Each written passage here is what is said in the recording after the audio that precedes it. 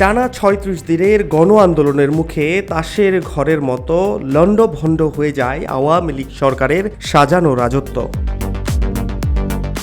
গত ৫ আগস্ট দুপুরে তড়িঘড়ি পদত্যাগ করে সামরিক বিমানে দেশ ছাড়েন শেখ হাসিনা ও তার ছোট বোন শেখ রেহানা। ধারণা করা হয় শেখ হাসিনা ও শেখ রেহানা ছাড়া পরিবারের আর কোনো সদস্য তখন দেশে ছিলেন না, থাকলে তারা ওই বিমানেই দেশ ছাড়তেন।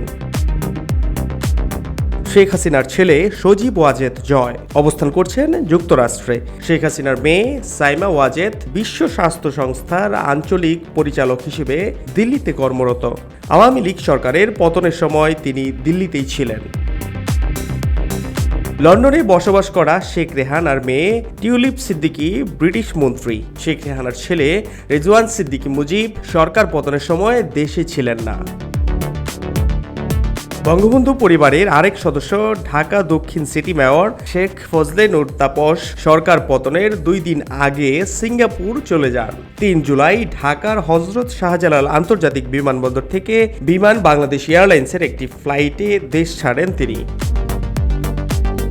শেখ ফজলে নূর তাপসের বড় ভাই শেখ ফজলে শামস পরশ আওয়ামী যুবলীগের চেয়ারম্যান। তিনি দেশে আছেন নাকি বিদেশে এ নিয়ে সংগঠনের কারো কাছে তথ্য নেই। যুবলীগের এক নেতা গণমাধ্যমকে জানিয়েছেন ফজলে শামস পরশও দেশে নেই। আন্দোলন চলাকালে কোনো এক সময় তিনি বিদেশে পাড়ি জমিয়েছেন।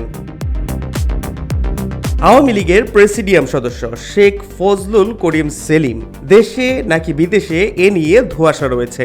বেশ কিছু সূত্রের দাবি তিনি দেশ ছেড়ে যেতে পারেননি।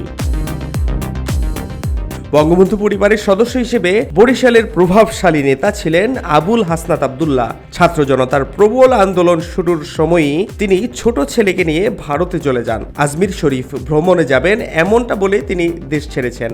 তার আরেক ছেলে বরিশাল সিটির সাবেক মেয়র সেরেনিয়াবাদ সাদিক আবদুল্লাহ এবং আবুল হাসনাত আবদুল্লাহর ছোট ভাই সিটির বর্তমান মেয়র সেরেনিয়াবাদ আবুল খায়ের আবদুল্লাহ দেশেই আত্মগোপনে আছেন বলে জানা গেছে। বাগেরহাট 1 আসনের সাবেক এমপি শেখ হেলাল সরকার পতনের আগেই দেশ ছাড়েন বলে জানা গেছে। তিনি দেশ ছাড়লেও তার ছেলে বাগেরহাট 2 আসনের সাবেক এমপি শেখ সারহান নাসের তন্ময় দেশেই আত্মগোপনে আছেন।